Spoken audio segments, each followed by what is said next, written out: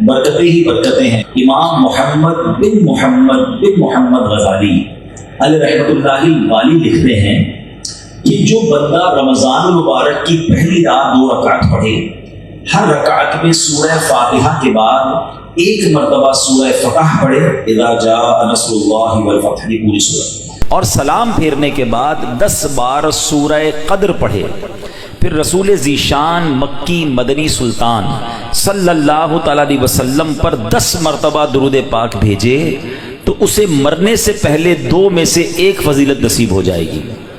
اور یہ جو 2 انعام ہیں نا، جن دونوں میں سے کوئی ایک ملے گی، یہ دونوں ہی بڑے کمال کے ہیں۔ فرمایا یا تو اس بندے کو خواب میں اللہ تعالیٰ کا دیدار نصیب ہو جائے گا، آئے ہائے، اور فرمایا دوسری کیا ہے، یا پھر دوسری فضیلت اس کو یہ ملے گی کہ وہ شب قدر کو حاصل کر لے گا۔ تو دونوں ہی سمجھ لے کمال کی فضیلتیں ہیں۔ تو رمضان کی پہلی رات انشاءاللہ یہ 2 رکعتیں پڑھنی ہے، میں ریپیٹ کر دیتا ہوں، ہر رکعت میں سورہ فاتحہ کے بعد ایک مرتبہ سورہ فتح، اذا جاء نصر اللہ والفتح، پوری سورت، اور جب پوری کر لے 2 رکعت تو 10 بار سورہ قدر، انا انزلناہ فی لیلۃ القدر، یہ پوری سورت، اور اس کے بعد 10 مرتبہ درود پاک پڑھنے ہیں۔ سبحان اللہ، ماہ رمضان تو کیا آتا ہے، بیڑا پار ہو جاتا ہے، گناہ گاروں کی بن آتی ہے۔ اللہ اس رمضان کی برکتیں ہم سب کو نصیب فرمائے۔ تو درود پاک کی کیا بات ہے، نیت کر لیں انشاءاللہ، کثرت کے ساتھ درود پاک پڑھیں گے انشاءاللہ۔ نام حضرت پہ لاکھ بار درود، بے عدد اور بے شمار درود، ہم کو پڑھنا خدا نصیب کرے، دم بدم اور بار بار درود۔ کون جانے درود کی قیمت، کون جانے درود کی قیمت، ہے عجب در شاہوار درود، جو محب نبی ہے اے کافی، جو محب نبی ہے اے کافی، چاہیے اس کو بار بار درود۔ صلو علی الحبیب صلی اللہ تعالی علی محمد صلی اللہ علیہ وسلم۔ سبحان اللہ سبحان اللہ۔ میرے پیارے اسلامی بھائیوں، ایک مرتبہ پھر ماہ غفران، نزول قرآن، رب کے مہمان ماہ رمضان کی آمد ہے۔ کچھ ہی دن کے بعد یہ اعلان ہوگا، مبارک ہو، ماہ رمضان المبارک کا چاند نظر آ گیا ہے۔ یہ اعلان سنتے ہی انشاءاللہ عاشقان رمضان کے دل خوشی سے جھوم اٹھیں گے، چہروں پر تازگی آ جائے گی، مسجدوں کی رونق بڑھ جائے گی، تراویح کا سلسلہ، فرض نمازیں، کوئی نوافل کی کثرت کر رہا ہوگا، کوئی تلاوت قرآن کا فیض اٹھا رہا ہوگا، سحر و افطار کی رونقیں ہوں گی۔ سبحان اللہ۔ کیا آپ جانتے رمضان مبارک کتنا عظیم مہینہ ہے؟ جی ہاں، وہ مہینہ تشریف لا رہا ہے جسے حدیث پاک میں سید الشہور یعنی تمام مہینوں کا سردار کہا گیا۔ وہ مبارک مہینہ آ رہا ہے کہ اس کی پہلی رات سے آسمانوں کے دروازے کھول دیے جائیں گے، پھر آخری رات تک، لاسٹ نائٹ تک وہ دروازے بند نہیں ہوں گے۔ جو اس مہینے میں ایک سجدہ کرے اس کے لیے 1500 نیکیاں لکھی جاتی ہیں، اور جنت میں سرخ یاقوت کا گھر بنایا جاتا ہے۔ اللہ اکبر، سمجھ آ رہی ہے بات؟ ایک سجدے پر 1500 نیکیاں، اور ایک ہی سجدے پر سرخ یاقوت کا جنت میں گھر۔ اب سوچیں جو نفل پڑھتے ہیں، جو پوری تراویح پڑھتے ہیں، ہر سجدے پر کیا کچھ حاصل کر رہے ہیں۔ انہیں سوچنا چاہیے جو تراویح میں سستی کر جاتے ہیں، نوافل میں سستی کرتے ہیں۔ دل پر چوٹ کرنے کے لیے ایک جملہ کہہ دیتا ہوں، باقی پھر آگے چلتے ہیں، کہ اگر یہ کہہ دیا جائے کہ ماہ رمضان میں جو جتنے سجدے کرے گا اسے اتنے 1000 روپے ملیں گے، پھر بتائیں کتنے سجدے کریں گے؟ اچھا جناب، جو ماہ رمضان میں پوری تراویح پڑھے گا اسے جناب کورنگی کی ایک بڑی سوسائٹی میں ایک پلاٹ دیا جائے گا، 20 رکعت پوری پڑھے، بندہ کہ 20 کے بعد کہیں گے کچھ اور بھی پڑھ لیتا ہوں، ایک پورا پلاٹ مل جائے گا۔ ہر سجدے پر، کراچی میں نہیں، پاکستان کے پوش ایریا میں نہیں، جنت میں سرخ یاقوت کا گھر دیا جا رہا ہے۔ تو کتنے سجدے کرنے چاہیے رمضان میں؟ وارے نیارے ہو گئے نا، اتنا آسان۔ سبحان اللہ۔ اور سنو، وہ مہینہ آ رہا ہے کہ جو ماہ رمضان کا پہلا روزہ رکھتا ہے اس کے پچھلے گناہ معاف کر دیے جاتے ہیں۔ صبح سے شام تک 70,000 فرشتے اس کے لیے دعائیں مغفرت کرتے ہیں. آج دنیا میں پتہ ہے ہم کسی بڑے بزرگ شخصیت کو ڈھونڈ رہے ہوتے ہیں, کسی عالم دین سے پیار ہوتا ہے, کسی پیر صاحب سے محبت ہوتی ہے, بندہ کہتا ہے جا کے یار ان سے دعا کروا لوں میرا کام ہو جائے گا.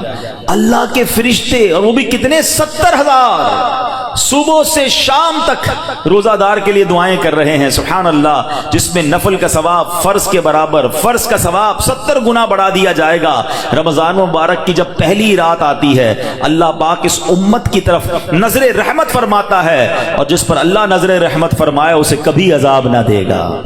اس سے پتہ کیا پتہ چل رہا ہے؟ 2-3 باتیں آ گئی ہیں کہ پہلی رات بڑی امپورٹنٹ ہے. آخری رات تو ہے ہی امپورٹنٹ, وہ بعد میں بتاؤں گا, مگر چونکہ ابھی پہلی رات آنے والی ہے نا, first night of Ramzan is very important.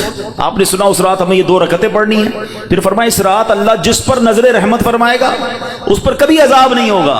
اور پھر کیا فرمایا کہ پہلی رات آسمانوں کے دروازے کھول دیے جاتے ہیں. سبحان اللہ. تو یہ خاص رات ہے. فرمایا اس مبارک مہینے میں بخشش کے پروانے بانٹے جائیں گے. کون سا وقت بڑا سینسٹیو ہے؟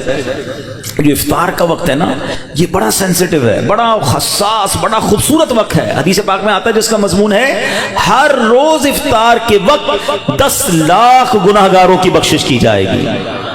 اور اس مبارک مہینے میں جتنے جمعے ہوں گے, فرمایا تب تو وارے نیارے ہو جائیں گے جمعرات کی مغرب سے لے کر غروب آفتاب سے جمعے کے غروب آفتاب تک. یہ جو 24 آورز ہیں, یہ جو دن رات ہے, فرمایا ہر گھڑی میں 10 لاکھ گناہگار جہنم سے آزاد کر دیے جاتے ہیں. اور وہ بھی کون سے؟ جن پر جہنم واجب ہو چکی تھی, گناہوں کی وجہ سے جن پر جہنم واجب ہو گئی, وہ گناہگار بخشے جائیں گے. اللہ اکبر. اب سوچو یہ رمضان کیسا مہینہ ہے, اس کی کتنی خوشی ہونی چاہیے, کتنی پریپریشن ہونی چاہیے.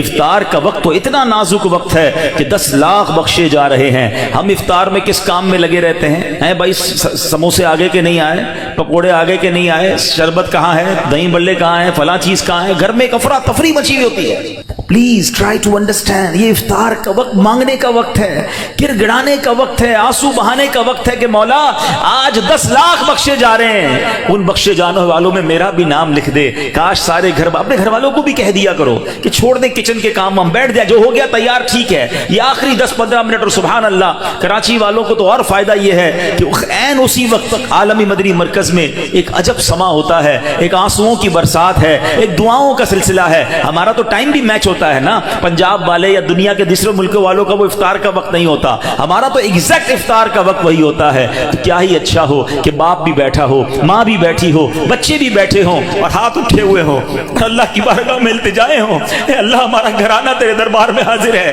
اے اللہ افطار کا وقت ہے, 10 لاکھ بخشے جائیں گے. اس بخشے جانے والوں میں ہماری فیملی کا, ہمارے گھر بار کا نام لکھ دے. اے میرے اسلامی بھائیوں, کچھ ایسا انتظام گھر میں کریں کہ 10-15-20 منٹ پہلے آپ سارے کاموں سے فارغ ہو جائیں, اب دعاؤں میں گزاریں. افطار سے پہلے بھی دعا کریں, مگر جو خاص مقبولیت کی گھڑیاں ہیں وہ عین افطار کے بعد ہیں. افطار میں لگ جاتے ہیں ہم, کوئی کھجور کھا لی, پانی پی لیا, دوبارہ ہاتھ اٹھائیں, دوبارہ مانگیں. یہ وقت ہے مانگنے کا, یہ قبولیت کی گھڑیاں ہیں. اللہ کرے کہ ہم ان لمحات کو پراپر انداز میں, صحیح انداز میں گزارنے میں کامیاب ہو جائیں. اپنے دل میں خوشی داخل کیجئے, پریپریشن کیجئے, تیاری کیجئے. آپ کے گھر پہ جیسا مہمان آتا ہے آپ ویسی تیاری کرتے ہیں نا. کوئی دور کا مہمان, نارمل مہمان, آپ نارمل سی تیاری کرتے ہیں. اسپیشل مہمان, آپ اسپیشل تیاری کرتے ہیں. کچھ مہمان ایسے ہوتے ہیں جن کے آنے کے لیے انتظار ہوتا ہے, یقین نہیں آتا وہ ہمارے گھر آ رہے ہیں. بندہ گھر بھی سجاتا ہے, صفائی بھی کرتا ہے, خوشبو بھی لگاتا ہے, اچھے اچھے کھانے بناتا ہے. مہمان کی تیاری ہے نا.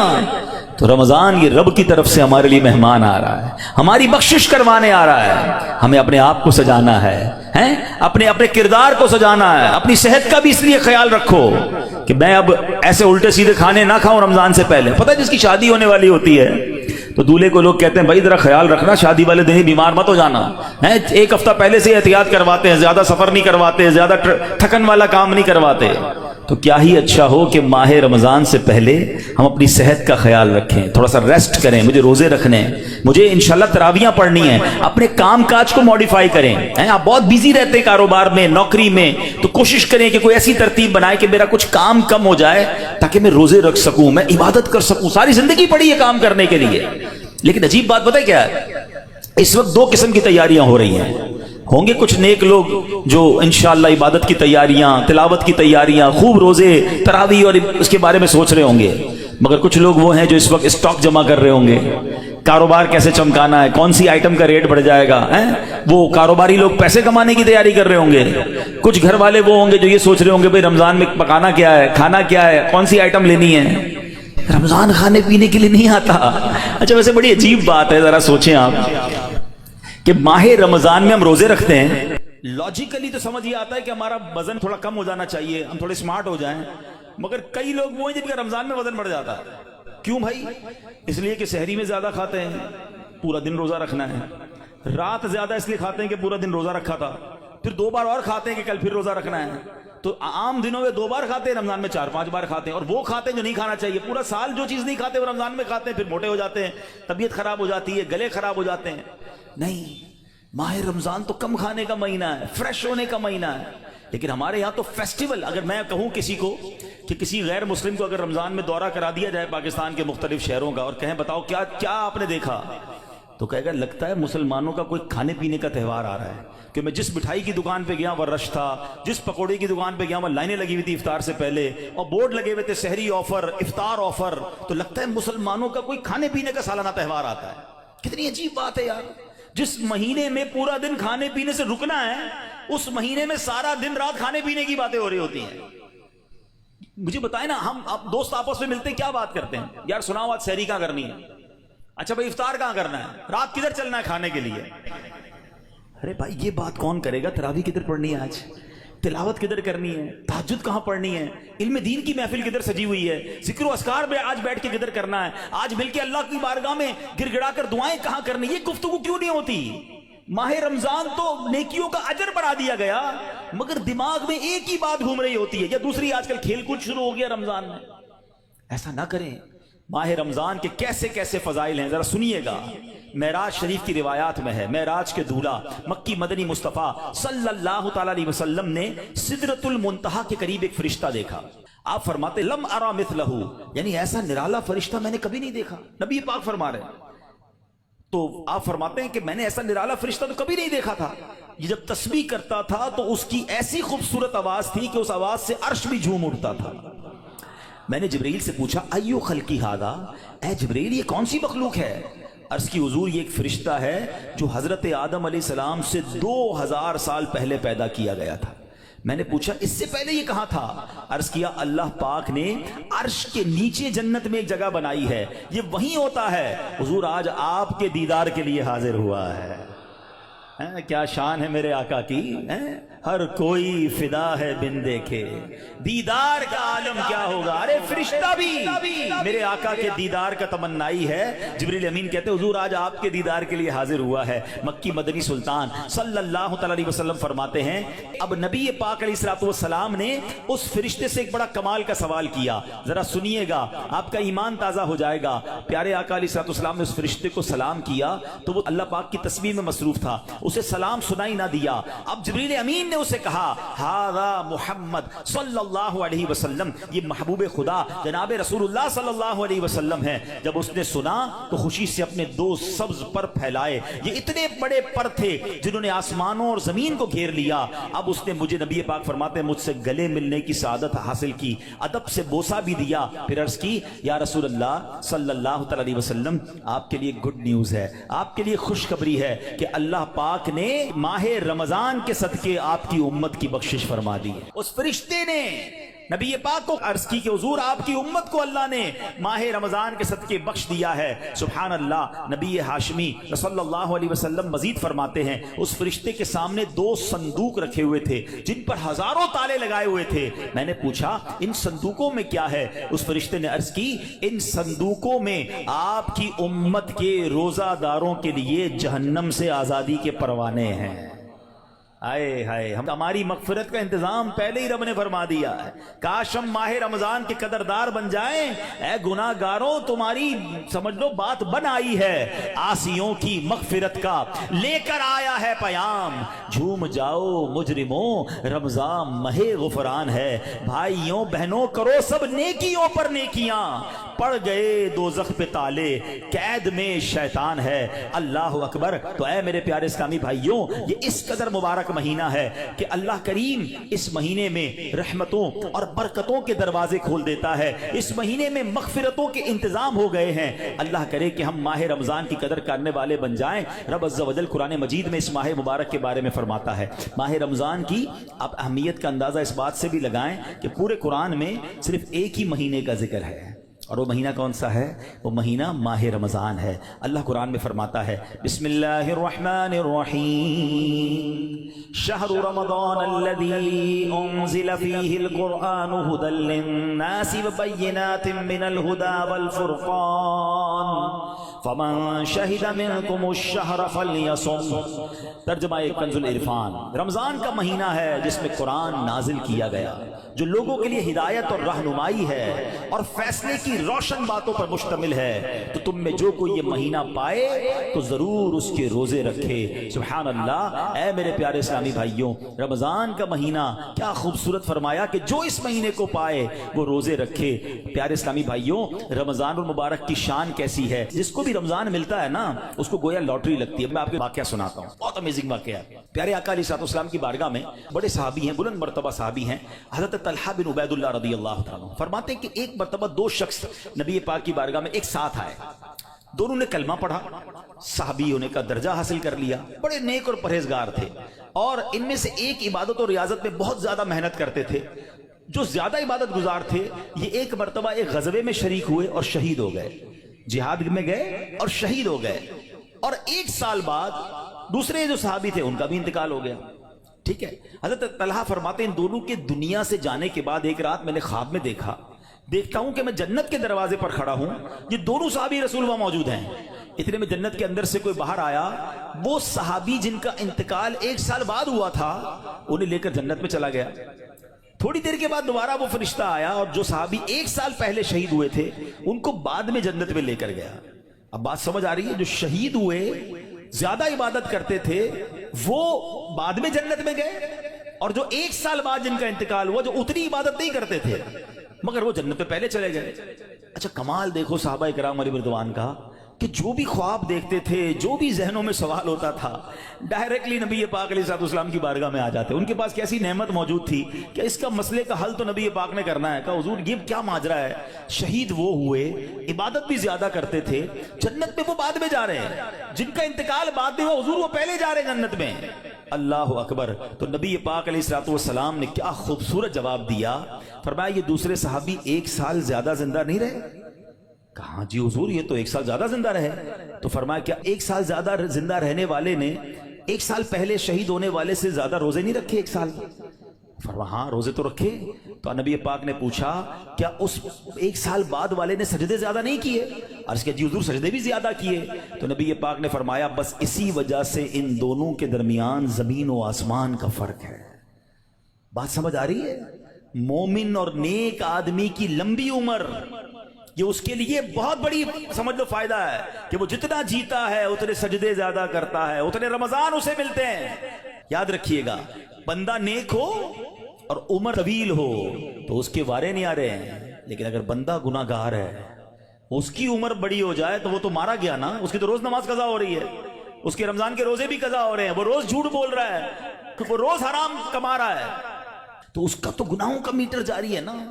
یہ لوگ بڑی عمر کی جو دعا کرتے ہیں نا، بڑی اچھی نعمت ہے یہ، لیکن اللہ سے ہمیشہ یہ دعا کریں کہ مولا نیکیوں والی طویل عمر عطا فرما، عافیت والی طویل عمر عطا فرما۔ تو پتہ چلا کہ پھر رمضان آ رہا ہے میری بخشش کروانے، پھر رمضان آ رہا ہے میرے نامہ اعمال میں۔ تو پتہ چلا کہ ماہ رمضان یہ ہمارے لیے بہت بڑا احسان ہے۔ اللہ خیر سے رمضان عطا کر دے، اس کو ضائع نہ ہونے دینا، اس کو خوب نیکیوں میں گزارنا۔ پچھلے گناہوں کی معافی کا ایک اور چانس دیا جا رہا ہے، مغفرت کا گویا ایک اور موقع آنے والا ہے۔ اللہ کرے کہ ہم اس کی قدر کرنے میں کامیاب ہو جائیں۔ یا خدا ہم عاصیوں پر یہ بڑا احسان ہے، یا خدا ہم عاصیوں پر یہ بڑا احسان ہے، زندگی میں پھر عطا ہم کو کیا رمضان ہے۔ یا الہی تو مدینے میں کبھی رمضان دکھا، یا الہی تو مدینے میں کبھی رمضان دکھا، مدتوں سے دل میں یہ عطار کے ارمان ہے۔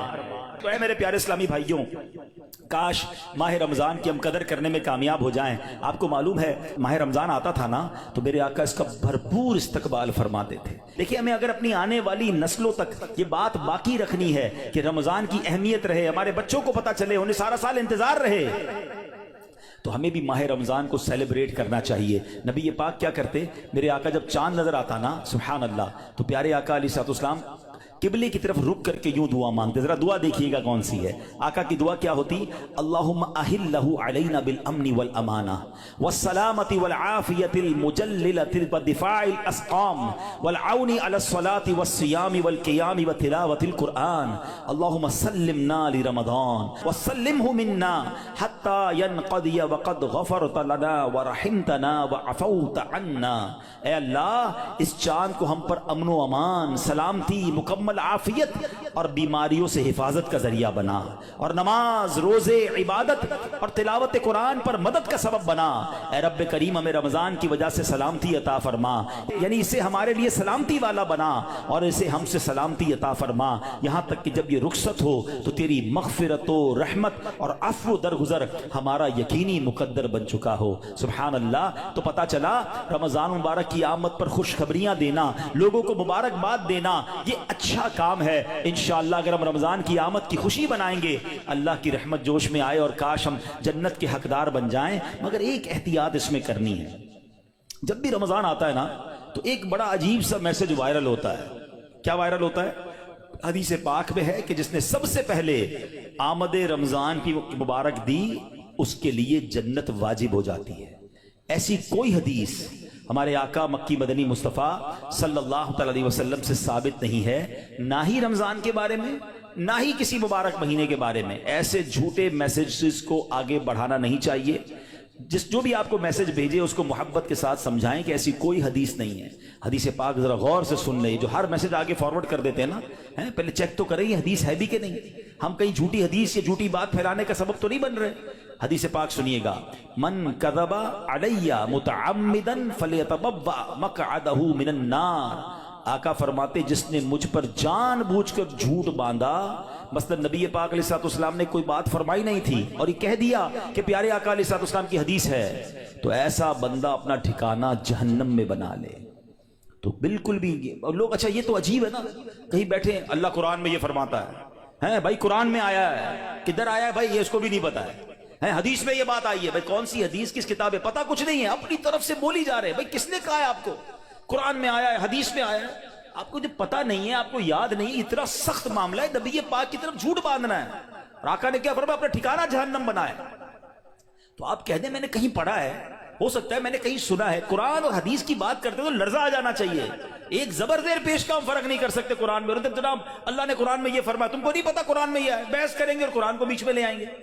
یہ ہماری خواتین بھی بہت کرتی ہیں، تو مہربانی کر کے اس سے توبہ کریں، اور ان معاملات میں جب تک آپ کے سامنے، آپ دیکھیں آج کروڑوں لوگوں کی تقدیریں بدلنے والے، لاکھوں ہزاروں حافظ اور عالم بنانے والی شخصیت امیر اہل سنت، نہ جانے کتنی ہزاروں ان کو حدیثیں یاد ہوں گی، کتنی روایتیں اور آیتیں یاد ہیں، مگر آج بھی آپ مدنی مذاکرے میں دیکھیں یہ کیوں، یہ ہماری تربیت کے لیے کہ وہ پہلے قرآن کی کوئی آیت پڑھنی ہے تو لکھا ہوا سامنے لاتے ہیں، حدیث پڑھنی تو پورا پڑھ کے سناتے تاکہ ایگزیکٹلی وہی لفظ لوگوں کے سامنے جائے جو نبی پاک کے دہان مبارک سے نکلا ہے۔ تو ہماری آپ کی جرت نہیں ہونی چاہیے کہ حدیث میں اپنی طرف سے حاشیے لگائیں، اپنی طرف سے معاذ اللہ قرآن پاک کے بارے میں، بعض اوقات تو یہ بات ایمانیات پر آ جائے گی اگر اپنی طرف سے کوئی بات ایڈیشن کر رہا ہے، تو بڑے احتیاط کی حاجت ہے۔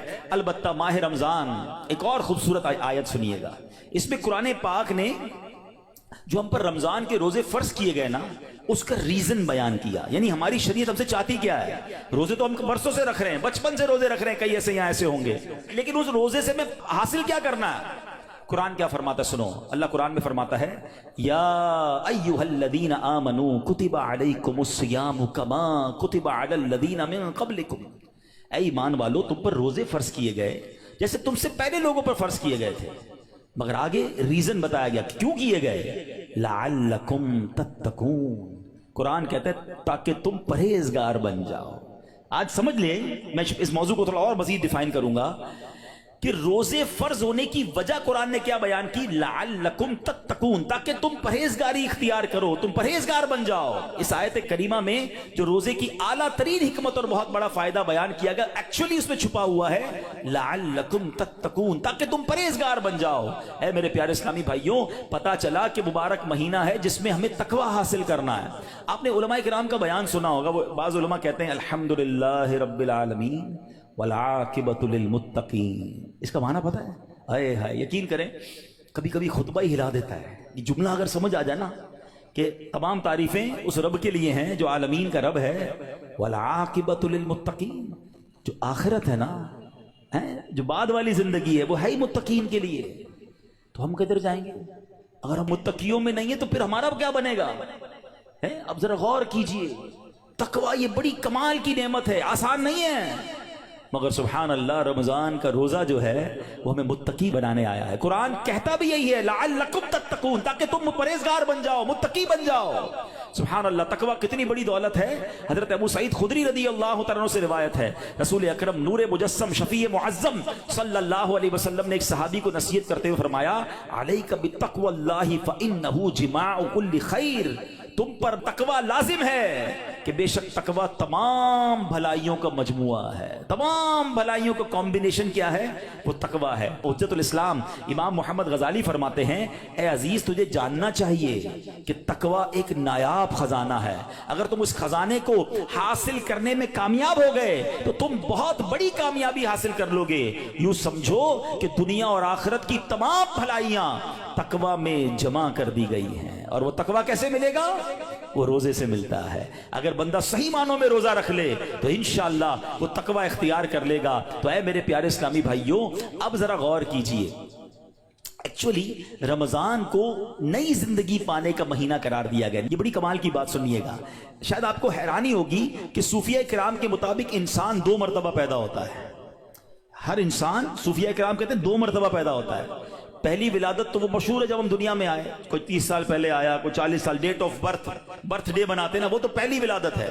فرمایا دوسری ولادت وہ ہوتی ہے کہ جب بندہ دل کی پاکیزگی حاصل کر لیتا ہے، جب بندہ باطنی بیماریوں سے، حرص، لالچ، ہوس، دنیا کی محبت، تکبر، خود پسندی سے اپنے آپ کو پاک کر لیتا ہے، یہ اس کی دوسری ولادت ہوتی ہے۔ یعنی زندگی میں ایک موقع ملتا ہے بدلنے کا، ٹرن اراؤنڈ ہونے کا، اپنے آپ کو سدھارنے کا، سچی توبہ کرنے کا۔ ایک بار پھر رمضان آ رہا ہے، آؤ دوبارہ جی لیتے ہیں، آؤ دوبارہ بدل جاتے ہیں، آؤ اپنے رب سے دوستی کر لیتے ہیں۔ جو زندگی گزری ہمیں سب کو معلوم ہے کیسی گزری، کیوں نہ یہ رمضان اپنے آپ کو بدلنے کا مہینہ بنا دیں۔ اللہ نے پھر موقع دے دیا ہے۔ اے میرے پیارے اسلامی بھائیو، اس بات کو اس طرح سمجھیے، ایک بزرگ بڑی عمر کے تھے، ان کی عمر 60 یا 70 سال تھی، بال بھی سفید تھے۔ کسی نے کہا حضور آپ کی عمر کتنی ہے؟ کہتے 4 سال۔ کہ حضور کیوں مذاق کر رہے ہیں، اتنی بڑی عمر ہے، آپ کے تو اپنے پوتے پوتیاں ہوں گی، آپ کہہ رہے ہیں 4 سال عمر ہے۔ کہتے ہیں بات یہ ہے کہ عمر تو بہت زیادہ ہے، بس توبہ کیے ہوئے 4 سال ہی ہوئے ہیں، اللہ سے دوستی کیے ہوئے 4 ہی سال ہوئے ہیں، باقی زندگی تو کھیلوں میں، گناہوں میں گزار دی ہے۔ اب آپ سنبھالیں تو کام اپنے سنور جائے، ہم نے تو کمائی سب کھیلوں میں گوائی ہے، پتہ نہیں ہم کب بدلیں گے، کب وہ زندگی پھر حاصل کریں گے، ورنہ زندگی کیسے گزر رہی ہے۔ ہم میں سے بہت سارے اچھی طرح جانتے ہیں کہ صبح ہوتی ہے، شام ہوتی ہے، زندگی یوں ہی تمام ہوتی ہے۔ کبھی کبھی تو ڈر لگتا ہے یار کہ زندگی بڑھ رہی ہے، ہمارے گناہ بڑھ رہے ہیں، نیکیاں بڑھ رہی ہیں۔ کبھی سوچے تو صحیح، کوئی بیلنس شیٹ تو بناؤ کہ ہر گزرنے والا دن ہم اپنی موت کے قریب ہو رہے ہیں۔ یہ جو برتھ ڈے پر خوشی مناتے ہیں ان کو سوچنا چاہیے، میں نہیں کہتا ناجائز ہے، لیکن جس کی 20 سال کا ہو گیا، 25 سال، 30 سال، آپ سمجھ رہے ہیں آپ آگے بڑھ رہے ہیں، آپ موت کے قریب ہو رہے ہیں، ایک زندگی کا سال کم ہو رہا ہے، ہر گزرنے والا دن ہم قبر کے قریب ہو رہے ہیں۔ عقل کیا کہتی ہے کہ جو قبر کے جتنا قریب ہوتا جائے اسے نیکیاں اور بڑھانی چاہیے، مگر ہمارا تو ماجرا ہی الگ ہے۔ اعلیٰ حضرت کہتے ہیں نا، نفس یہ کیا ظلم ہے، جب دیکھو تازہ جرم ہے۔ نفس یہ کیا ظلم ہے، جب دیکھو تازہ جرم ہے۔ نہ تمہاں کے سر پہ اتنا بوجھ بھاری، واہ واہ، روز جرم، روز گناہ، روز خطائیں، ہمارا بنے گا کیا؟ تو کتنی کمال کی بات بزرگ نے کہی کہ میری عمر تو 4 سال ہے، کیونکہ اس سے پہلے والی زندگی تو میں شمار ہی نہیں کرتا ہوں۔ توبہ کی ہے، نمازیں شروع کر دی ہیں، اللہ کو راضی کرنے والے کام شروع کیے، یہی میری اصل زندگی ہے۔ تو اے میرے پیارے اسلامی بھائیوں، کاش ہمیں یہ بات سمجھ آ جائے اور ہم توبہ کرنے والے بن جائیں۔ اللہ پاک کے نبی حضرت عیسیٰ علیہ نبینا علیہ الصلوۃ والسلام کا فرمان ہے، لن یلج ملکوت السماوات من لم یولد مرتین، یعنی جو بندہ 2 مرتبہ پیدا نہیں ہوتا وہ آسمانی بادشاہت میں داخل نہیں ہو سکتا۔ یہ بزرگوں کے اقوال ملتے ہیں کہ دوسری زندگی کب ملی تمہیں؟ توبہ کے بعد والی زندگی، اللہ سے دوستی والی زندگی۔ اے شراب پینے والو، اے نماز قضا کرنے والو، اے حرام کام کرنے والو، اے چھپ چھپ کر گناہ کرنے والو، اے چوری کرنے والو، اے ڈاکہ ڈالنے والو، اے ماں باپ کو ستانے والو، تک گناہ کرو گے۔ آؤ وہ مہینہ آ رہا ہے جس مہینے میں ہمیں رب سے دوستی کرنی ہے، جس مہینے میں ہمارے دشمن، ارے ہمیں بہکاتا کون ہے؟ ابلیس نا، شیطان۔ اسی شیطان کو تو رمضان میں بند کر دیا جاتا ہے۔ کتنا ہمارے لیے کام آسان ہو گیا، بہکانے والا ہی بند ہے۔ اب تو توبہ کر لو، اب تو رب سے دوستی کر لو، اب تو اپنی لائف کو ریوائیو کر کے نشاط ثانیہ ایک نئی زندگی حاصل کر لو کہ چلو اس رمضان سے پہلے والی زندگی دوسری، اور اب زندگی الگ ہے، اب اللہ کی رضا والی زندگی، اب سجدوں والی، اب نماز والی، اب حلال والی زندگی ہوگی۔ آپ نے 2 صحابی کے واقعات سنے، 1 سال زندہ رہے زیادہ، وہ شہید سے آگے بڑھ گئے کیونکہ وہ 1 سال انہوں نے سجدوں میں، نمازوں میں، روزوں میں گزارا۔ ہمارا ہر سال ہمارے نہ جانے کتنے گناہوں میں اضافہ کرتا ہوگا، ہمیں یہ غور کرنا چاہیے۔ کاش اب زندگی کو بدلنے میں کامیاب ہو جائیں۔ حدیث پاک میں فرمایا، ان لکل شیء بابا وان باب العبادۃ الصیام، بے شک ہر چیز کا دروازہ ہوتا ہے اور روزہ عبادت کا دروازہ ہے۔ تو ہے میرے پیارے اسلامی بھائیوں، کاش ہم روزے کی اہمیت کو سمجھیں۔ ہمارا ایک اور بڑا پرابلم ہے، ہم نے روزے کا نام بس بھوکا پیاسا رہنے کو سمجھ لیا ہے۔ لوگ جناب ہمارے ہاں تو ایسے بھی لوگ پائے جاتے ہیں، بات آپ کو عجیب لگے گی۔ میں بہت چھوٹا تھا، ہمارے علاقے میں جب لوگ ساری رات جاگتے ہیں تو ایک صاحب کے بارے میں کسی نے عذرائے مذاق کہا کہ یہ صاحب بھونپو تو بھونپو روزہ رکھتے ہیں۔ میں نے کہا یہ کون سا روزہ ہوتا ہے؟ ہم جب چھوٹے تھے اب تو پتہ نہیں وہ سائرن بجتے ہیں، بھونپو کہتے تھے اس کو، سحری کا سائرن تو افطار کا سائرن۔ میں نے کہا یہ کون سا روزہ ہے؟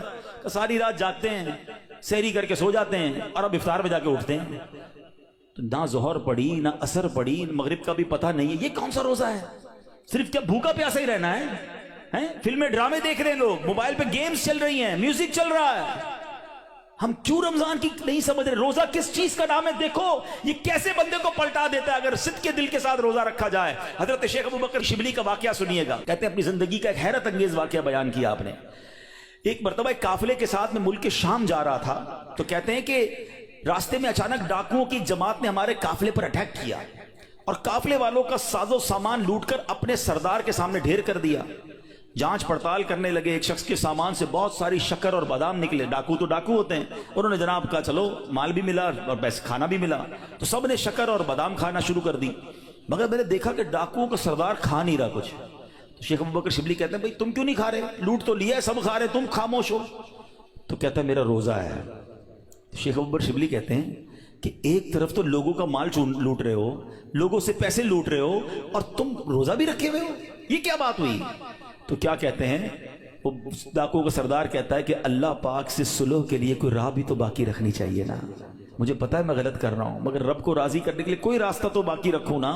اللہ اکبر۔ وہ کہتے ہیں مجھے تو، شیخ ابو بکر شبلی کہتے ہیں میں تو بات بھول گیا، مگر کچھ عرصے کے بعد میں نے مکہ مکرمہ میں اسی ڈاکوؤں کے سردار کو دیکھا، اس کے چہرے پر عبادت کا نور تھا، مجاہدات کی وجہ سے اس کا جسم کمزور پڑ چکا تھا، وہ احرام باندھے طواف کعبہ میں مصروف تھا۔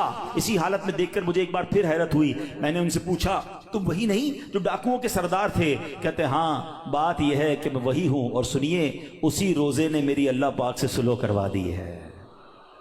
یہ روزہ عبادت کا دروازہ ہے، اس کی اہمیت کو سمجھنا ہے۔ روزہ رکھ کر جو لوگ گناہ کر رہے ہیں، رمضان کی راتوں میں جو گناہ کر رہے ہیں، خدا نہ ایسا نہ کریں۔ اور آئیے گناہوں بھری زندگی سے ہمیں اپنے آپ کو بدلنا ہے۔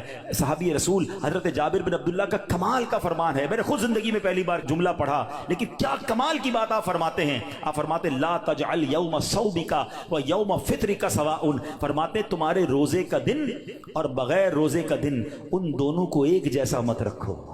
بات بڑی پتے کی ہے، تم بغیر روزے کے جیسے ہوتے ہو، روزے میں بھی ویسے ہی ہو۔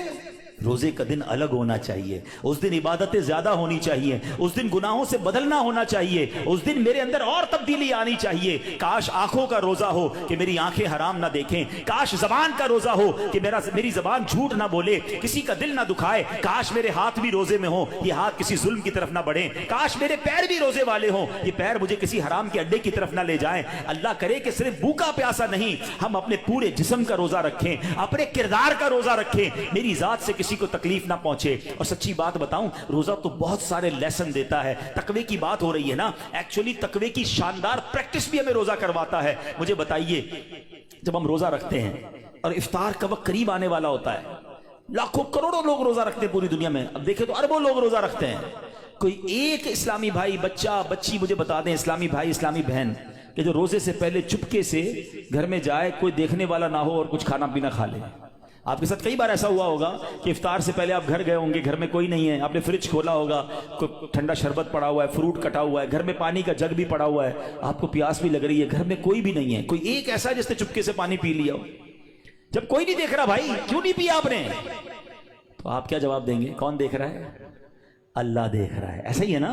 اچھا یہ تو چلے کھانے پینے کی بات ہے، ہم افطار سے پہلے عصر کی نماز پڑھ رہے ہیں، حلق خشک، تھکے ہارے، وضو خانے پر گئے، وضو کر رہے ہیں، جب کلی کرتے ہیں تو ہمارے منہ میں پانی آ چکا ہے، منہ اور حلق میں کتنا فاصلہ ہے؟ 1 انچ کا بھی فاصلہ نہیں ہے، کوئی دیکھ بھی نہیں سکتا کہ میں نے کلی کر کے پانی کتنا باہر نکالا، کتنا اندر ڈال دیا۔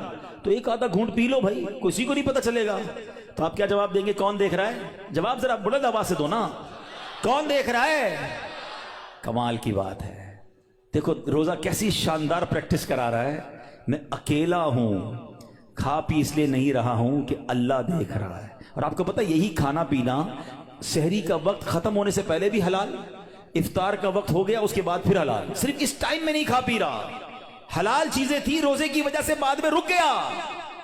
تو جو رب تمہیں کھاتے پیتے دیکھ رہا ہے وہ حرام کام کرتے نہیں دیکھتا۔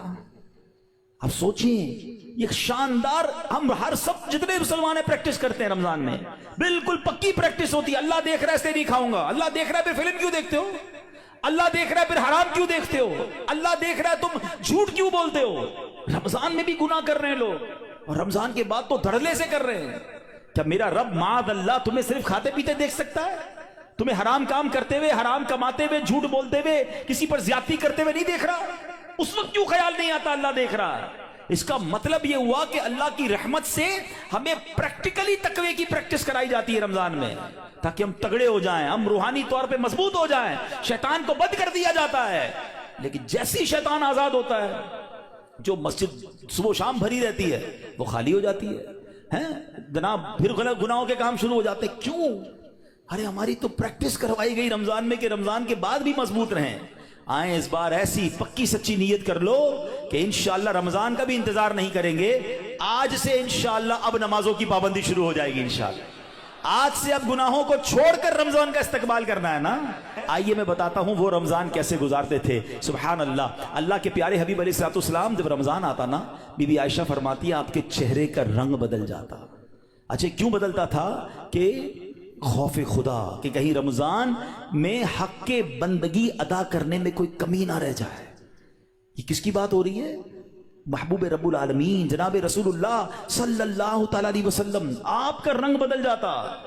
کیا کبھی ایسا ہوا کہ رمضان میں ہمارے چہرے کا رنگ بدلے، کہ ہم ڈر جائیں کہ یا اللہ رمضان تو مل گیا، کہیں اس کا ادب کر سکوں گا کہ نہیں؟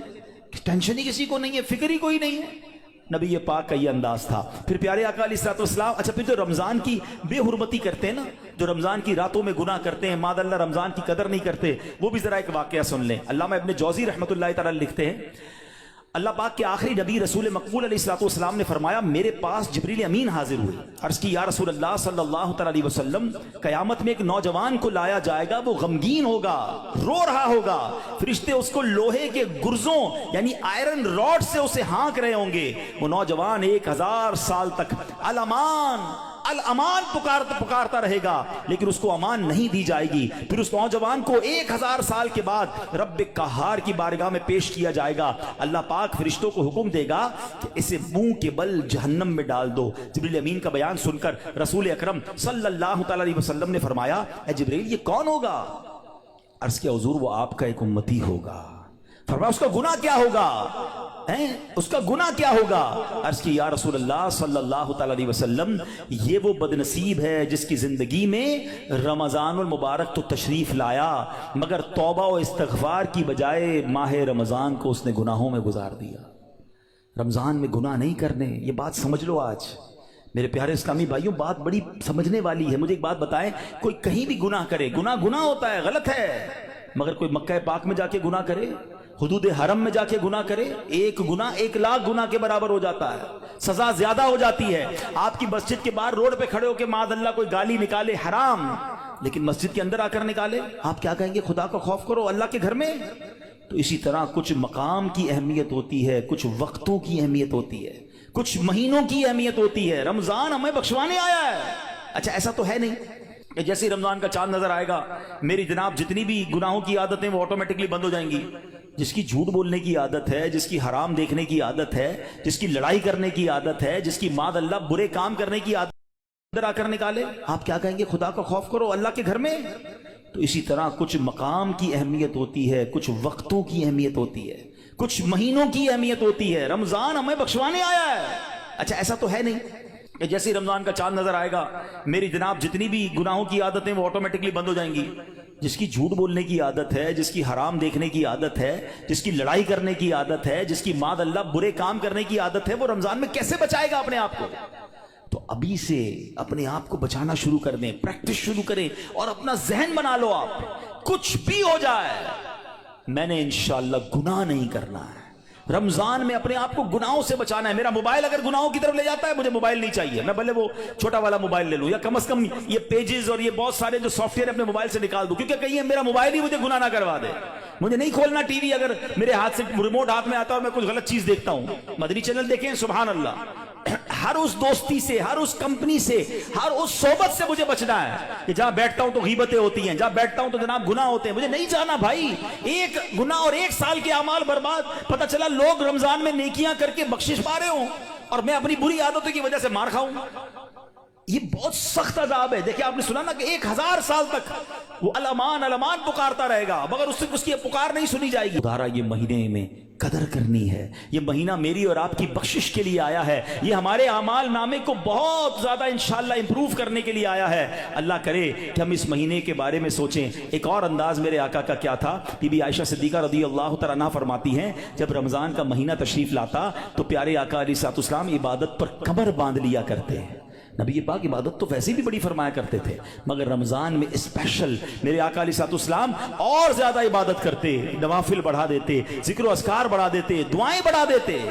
تو ہمیں بھی رمضان میں پلان کرنا ہے کہ میں نے انشاءاللہ تلاوت قرآن کرنی ہے, میں نے رمضان میں اتنے نوافل پڑھنے ہیں, میں نے انشاءاللہ اتنے درود پڑھنے ہیں, میں نے آپ فضول کاموں سے بچنے لگ جائیں, آپ کی ویسے ہی ٹائم میں بڑی برکت ہو جانی ہے. اچھا رمضان المبارک میں پیارے آقا کا ایک اور انداز, نبی پاک رمضان میں 20 رکعت تراویح پڑھتے تھے. یاد رہے کچھ لوگ 20 رکعت میں ڈنڈی مار رہے ہوتے ہیں, وتر بھی ادا فرماتے, 20 رکعت پوری ادا فرماتے. پیارے آقا نے 20 رکعت تراویح نبی پاک نے نماز تراویح با جماعت پابندی سے ادا نہ فرمائی, صرف 2 دن ادا کی اور پھر سبحان اللہ ہم پر کتنی بڑی مہربانی کی. آپ فرماتے کہ اگر اس پر پابندی کی گئی تو فرض ہو جانے کا اندیشہ ہے, میری امت کے لیے دشوار ہو جاتی, اس لیے آپ نے جماعت کی پابندی نہ فرمائی.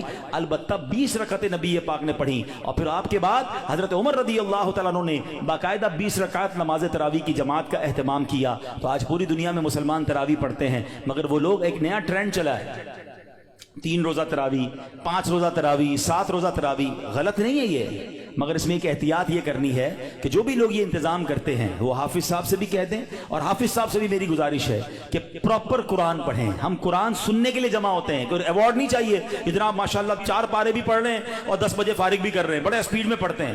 وہ اسپیڈ میں پڑھ رہے ہیں، قرآن پڑھنے کا ثواب مل بھی رہا ہے کہ نہیں؟ ٹھیک ہے نا، کچھ سمجھ ہی نہیں آ رہا تلاوت کیا ہو رہی ہے. تو یہ کوئی ریس نہیں لگی ہوئی، اللہ کا کلام ہے، اس کے آداب ہیں، اس کی جناب کوئی طریقہ کار ہے، اس کی پروناؤنسیشنز ہیں. بعض اوقات مخارج کی غلطی اور صحیح طریقے سے نہ پڑھنا ثواب کی بجائے گناہ ہوتا ہے. تو پڑھنے والے بھی احتیاط کریں اور ایسی جگہ ہی جا کر پڑھیں کہ جہاں صحیح معنوں میں صحیح تلفظ کے ساتھ تلاوت ہوتی ہو. لیکن اگر کوئی 3 روزہ 5 روزہ 7 روزہ تراویح پڑھتا ہے، ٹھیک ہے، اگر صحیح تلاوت ہوئی اور آپ کی نماز ہو گئی، اوکے، عاشقان رسول کے ساتھ آپ نے پڑھی، ماشاءاللہ. لیکن اس کا مطلب یہ نہیں کہ آپ نے 3 روزہ ختم قرآن کر لیا، 5 روزہ ختم قرآن کر لیا، پورا مہینہ چھٹی ہو گئی. چاند رات تک، جب تک چاند نظر نہیں آتا اس سے پہلے آپ نے روزانہ تراویح پڑھنی ہے. سنت موقدہ ہے. کچھ لوگ سمجھتے تراویح نہیں پڑھی تو کوئی گناہ نہیں ہے. نہیں، تراویح سنت موقدہ ہے. سیدی اعلیٰ حضرت فرماتے ہیں سنت موقدہ کے ترک کی عادت بنا لینا گناہ ہے. اور میں نے آپ کو پہلے بتایا آج بیان کے شروع میں، ہر سجدے پر 1500 نیکیاں ہیں. تو سستی تو کرنی نہیں ہے. 20 رکعتوں کے بعد تراویح کے وتر کے بعد نفل بھی پڑھنے، اللہ کرے سحری میں اٹھے تو تہجد بھی پڑھیں، ہر سجدے پر نیکیاں ہیں. تو ہمیں تو اور عبادت کرنی ہے، نہ کہ عبادت سے جی چرانے کے، دور بھاگنے کے فارمولے اختیار کریں. نبی پاک کا ایک اور بڑا پیارا انداز، جبریل امین پیارے آقا کے پاس آتے نا تو نبی پاک جبریل امین کے ساتھ قرآن کا دور فرمایا کرتے ہیں. ہائے ہائے ہائے، ہم میں سے بہت سارے وہ لوگ ہیں جو تلاوت کرتے ہیں، اچھی بات ہے، مگر یہ دور والی سنت بھی عمل ہونی چاہیے. 2 دوست بیٹھ جائیں، میں پہلے آپ کو قرآن سناتا ہوں پھر آپ سنائیں، اللہ کرے زبانی یاد ہو تو زبانی سنائیں، ورنہ پڑھ کے سنا دیں. گھر میں میاں بیوی کر سکتے ہیں، باپ بیٹا کر سکتے ہیں، بھائی بہن، پردے کے جو بھی معاملات فیملی کے ہیں وہ دیکھ کر اگر گھر میں بھی اپنے ساتھ بیٹھ کر دور کریں اور یاد کریں وہ کیسا منظر ہوگا جب جبریل امین اور نبی پاک قرآن کا دور فرمایا کرتے. اور ایک خاص کام نبی پاک کا یہ ہوتا کہ رمضان میں، ویسے تو میرے آقا سے بڑھ کر سخی کون ہے، مگر رمضان میں میرے آقا خوب سخاوت فرماتے، ہر آنے والے کو عطا فرماتے. راوی لکھتے ہیں ایسی سخاوت ہوتی کہ جیسے تیز آندھی چلتی ہے اس سے زیادہ نبی پاک کی سخاوت جو ہے وہ جاری رہتی. تو ہمیں بھی چاہیے کہ ماہ رمضان میں ہم سخاوت کریں، اپنے دسترخوان کو بھی وسیع کریں، اور لوگوں تک بھی جناب جو مسلمان پریشان ہیں ان تک جناب آپ مدد پہنچائیں یہاں جس سے جتنا بن سکے. ایک بات یاد رکھیے گا، جب بھی بات سخاوت کی آتی ہے نا تو ذہنوں میں یہ بات آتی ہے کہ جناب یہ تو امیروں کا کام ہے. یہ بھول ہے ہماری. سخاوت جو ہے نا وہ ایکچولی دل کی غنا کا نام ہے. کوئی بے شک 1 روپیہ دے اللہ کی راہ میں اخلاص کے ساتھ دے، اپنی حیثیت کے مطابق دے رہا ہے، ہو سکتا ہے اس کے 1 روپیہ کسی کے لاکھ روپے سے بڑھ جائے. تو اللہ کی بارگاہ میں دل دیکھا جاتا ہے. یہ نہ دیکھو میں کتنی کوانٹٹی دے رہا ہوں، مگر آپ یہ سوچ لو کہ اپنی حیثیت کے مطابق میں نے سخاوت کرنی ہے. اور ویسے ہی لوگ بڑے پریشان ہیں، یہ دن ہے سخاوت کرنے کے. کسی کا دسترخوان اچھا کر دیں، کسی کی جناب افطاری سحری اچھی کر دیں، کسی کے بچوں کی عید اچھی کر دیں. ہمارا ایک اور بڑا پرابلم ہے کہ بعض اوقات ہم روڈ پر مانگنے والوں کو تو بہت کچھ دے رہے ہوتے ہیں لیکن گھروں میں لوگ بڑے پریشان ہیں. تو ہمیں سفید پوش لوگوں کو تلاش کر کے، اچھا اب یہ بھی جب کہتا ہوں تو لوگ کہتے ہیں یار سفید پوش کہاں سے ملیں گے؟ بھائی آج کے دور میں جس کی آمدنی 40-50 ہزار سے کم ہے وہ پریشان ہی ہے، وہ ہینڈ ٹو ماؤتھ ہے، اس کا پورا نہیں ہو رہا. اللہ نے اگر کسی کو نوازا ہے تو بن مانگے. ایک بڑا عجیب انداز بھی آج ہو گیا ہے، بھائی کوئی ضرورت ہو تو مانگ لینا. کہاں سے مانگے گا جس نے ساری زندگی جمعے کی نماز پڑھ کے خود ہی کچھ نہ کچھ چندہ دیا تھا، اب اس کے پیسے کم ہو گئے ہیں، وہ کیسے مانگے گا؟ کبھی مانگا ہی نہیں اس نے. آپ کیوں کسی کو مانگنے پر مجبور کر رہے ہیں کہ مجھ سے مانگ لینا میں دے دوں گا؟ نہیں، مجھے اور آپ کو رب بن مانگے دے رہا ہے. ہم لوگوں کو کہہ رہے ہیں ہم سے مانگے. ہم خود دیکھ لینا ہمارے ملازمین میں، ہمارے پڑوسیوں میں، ہمارے رشتہ داروں میں جو اس لیول کے لوگ ہیں، اور اگر اللہ نے آپ کو دیا ہے تو بن مانگے دینے کی عادت ڈالیں. خوشی خوشی ان کے گھر پہ سامان بھجوا دیں، راشن بھجوا دیں، کیش بھجوا دیں. ان کے چہرے پہ مسکراہٹ آپ دیکھیے گا. کبھی زندگی میں وہ نہیں مانگیں گے، وہ قرضہ لے لیں گے مگر کبھی کسی سے مانگیں گے نہیں، کیونکہ مانگنا ان کو کبھی آیا ہی نہیں. اللہ ان کو کبھی مانگنے کی نوبت میں نہ لائے، اللہ ہمیں بھی نہ لائے. اللہ سے ہم دعا کرتے ہیں کہ اے مولا ساری زندگی دینے والا بنائی رکھنا، کبھی مانگنے کی نوبت نہ آئے. اللہ ہاتھ اوپر والا عطا فرما، کبھی پھیلانے والا ہاتھ عطا نہ فرما. اللہ کے آگے ہاتھ پھیلائیں گے، اللہ کبھی مخلوق کے سامنے یہ نوبت نہ لائے. لیکن ہمیں بھی یہ خیال رکھنا چاہیے کہ جن کو اللہ نے نوازا ہے وہ اپنے مسلمان بھائیوں کی خیر خواہی کریں. تو بہرحال میرے پیارے اسلامی اسلامی بھائیوں، باتیں تو بڑی ہوئی کہ ماہ رمضان میں گناہوں سے بچنا ہے، ماہ رمضان میں عبادت کرنی ہے، ماہ رمضان میں تلاوت کرنی ہے، ماہ رمضان کے ایک ایک لمحے کو استعمال کریں۔ جیسا کہ میں نے کہا کہ افطار کا وقت بڑا مبارک ہے، اس وقت دعائیں کریں۔ تہجد پڑھنا بڑا آسان ہو جاتا ہے رمضان میں، جب بھی سحری کے لیے اٹھیں آپ پہلے وضو کر کے کم از کم 2 رکعت پڑھیں، کچھ دیر دعا کریں، خاص قبولیت کا وقت ہے، اور پھر آپ سحری وغیرہ گھر والے مل کر لیں۔ اور سبحان اللہ، پاکستان میں تو ایک اور بڑی نعمت ہمیں یہ حاصل ہے کہ دعوت اسلامی نے وہ کمال کیا، اللہ سلامت رکھے میرے پیر و مرشد کو، کیا شاندار طریقہ دیا ہے کہ جس سے ممکن ہو کہ مجھے رمضان میں گناہ نہیں کرنے۔ جو یہ چاہتا ہے کہ پورا رمضان میں برکتوں والا پالوں، تو کیا شاندار فارمولہ دیا کہ پورے مہینے کا اعتکاف دعوت اسلامی نے کئی سالوں سے شروع کیا ہوا ہے، اور ہزاروں ہزار اسلامی بھائی دنیا بھر میں پورے مہینے کے اعتکاف میں بیٹھتے ہیں۔ اور عالمی مدنی مرکز کے اعتکاف کی تو کیا بات ہے، دنیا کے کتنے ملکوں سے لوگ آتے ہیں، اور قبلہ شیخ طریقت امیر اہل سنت بھی وہاں جلوہ فرما ہوتے ہیں۔ تو آپ میں سے جن سے بن پڑے زندگی میں کوئی ایک رمضان تو ایسا ہو کہ ہم پورا مہینہ اللہ کے گھر میں بیٹھ جائیں، اور پھر اعتکاف کی تو کیا شان ہے۔ نبی پاک فرماتے ہیں من اعتکف ایمانا و احتسابا غفر له ما تقدم من ذنبه۔ آقا فرماتے ہیں جو ایمان کی حالت میں ثواب حاصل کرنے کے لیے اعتکاف کرے، اس کے پچھلے سارے گناہ معاف کر دیے جاتے ہیں۔ تو آخری عشرے کے اعتکاف کی تو شان ہی نرالی ہے، پورا مہینہ نہیں تو آخری عشرے کا اعتکاف کریں۔ کیوں کہ ایک رات ہے، ہاں وہ بڑی کمال کی رات ہے۔ قرآن پاک میں رمضان کا تو ذکر آیا نا، اس رات کے لیے تو پوری سورت آئی ہے، سورہ قدر کے نام سے۔ ہمارے آقا کتنے مہربان ہیں، یہ نہ فرمایا کہ پورے سال میں کبھی بھی لیلۃ القدر آ جائے، پورا سال ڈھونڈنا پڑتی۔ یہ بھی نہ فرمایا کہ پورے رمضان میں کوئی بھی رات لیلۃ القدر ہے تلاش کرو، پورا مہینہ ڈھونڈنا پڑتا۔ فرمایا رمضان کے آخری عشرے کی 5 طاق راتوں میں سے ایک رات لیلۃ القدر ہے، اسے تلاش کر لو، حدیث کا مضمون ہے۔ تو پھر اسی لیے اعتکاف کیا جاتا ہے کہ 10 دن اگر ہم مسجد میں ہیں تو جو بھی رات شب قدر ہوگی وہ ہمیں حاصل ہو جائے گی۔ تو ممکن ہو سکے تو رمضان کے آخری عشرے کا اعتکاف کر کے لیلۃ القدر کی برکتیں حاصل کریں۔ رب کریم سے پھر دعا ہے، اے مولا ہمیں صحت کے ساتھ عافیت کے ساتھ ماہ رمضان نصیب فرما، پورے روزے رکھنا نصیب فرما، پوری تراویح پڑھنا نصیب فرما، اور جو بخشے جائیں اے اللہ ان بخشے ہوں کے صدقے ہم گناہگاروں کی بھی بخشش فرما۔ الحمدللہ ماہ رمضان میں لوگ اپنی زکوٰۃ اپنے عطیات دیتے ہیں، پہلے اپنے غریب رشتہ داروں کا خیال رکھیں، اور اس کے بعد میری گزارش ہے عاشقان رسول کی عظیم تحریک دعوت اسلامی